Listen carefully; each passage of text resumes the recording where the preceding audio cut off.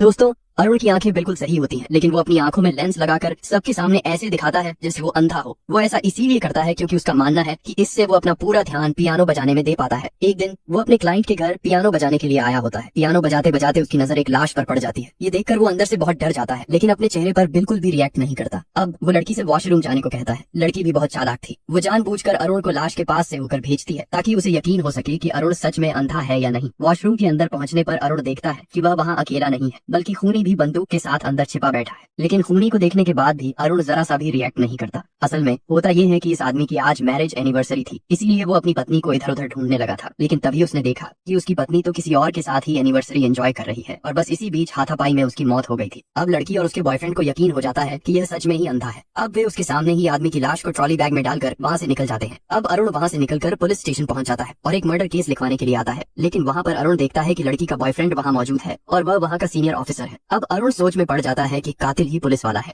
यह देखकर उसकी हालत टाइट हो जाती है। फिर तभी अरुण सोच समझकर कुछ हटकर जवाब देता है, मेरी बिल्ली पिछले एक हफ्ते से गायब है। मैं विश्वास के साथ कह सकता हूँ कि मेरे पड़ोस के टिकू नाम के लड़के ने ही मेरी बिल्ली को निपटाया होगा। लेकिन यह बात सुनकर पुलिस वाले को अरुण पर शक होने लगता है, इसीलिए वह अरुण के घर पर इन्वेस्टिगेशन के लिए निकल जाता है। अब वहाँ पहुंचकर पुलिस वाला अरुण को हर तरीके से चेक करने लगता है कि आखिरकार अरुण अंधा है भी या नहीं। लेकिन अरुण भी कुछ कम नहीं था, वह भी अंधे होने के नाटक में छिपा रुस्तम था। अब वह जैसे तैसे करके अपने लेंस को भी आसानी से छिपा लेता है। अब पुलिस वाला न्यूज़पेपर को उठाकर अरुण से पूछता है, तुम तो देख नहीं सकते, तो फिर तुम्हें न्यूज़पेपर की भला क्या जरूरत? अरुण बोलता है, सर मैं इससे अपनी बिल्ली की टट्टियों को साफ करता हूँ। तभी उसकी बिल्ली सही मौके पर वहाँ आ जाती है। तभी अरुण बोलता है, थैंक गॉड तुम ठीक हो, मुझे तो लगा था कि उसी शरारती बच्चे ने तुम्हें निपटा दिया होगा। ये सुनकर पुलिस वाला वहाँ से चला तो जाता है, लेकिन उसके मन में अभी भी एक शक था कि ये अंधा है भी या नहीं। अगली सुबह हमें दिखाया जाता है कि उस कार में उसी आदमी की लाश होती है जिसे अरुण ने अपनी आंखों के सामने कत्ल होते देखा था। अब थोड़ी ही देर बाद उस आदमी के घर वाले पुलिस स्टेशन में स्टेटमेंट्स देने के लिए आए होते। तभी वहाँ अरुण भी आ जाता है। अब अरुण सबको सच बताने ही वाला होता है कि वो सोचता है कि अगर उसने ऐसा किया तो पुलिस वाला उसे यहीं गोली मारकर रफा दफा कर देगा, इसलिए वो चुप रहकर सब कुछ संभाल लेता है। अगले दिन फ्यूनरल में जब अरुण पियानो बजा रहा था, तब उसके बाद मोहन की बेटी आकर उससे कहती है, मेरे पापा आपकी बहुत तारीफ करते थे, क्या आप मुझे भी अपने जैसा पियानो बजाना सिखाओगे? और दूसरी ओर एक बूढ़ी औरत दूसरे पुलिस वाले को बताती है, सिमरन आपसे झूठ बोल रही है। उस दिन अरुण के आने से पहले ही एक और आदमी उसके घर में मौजूद था।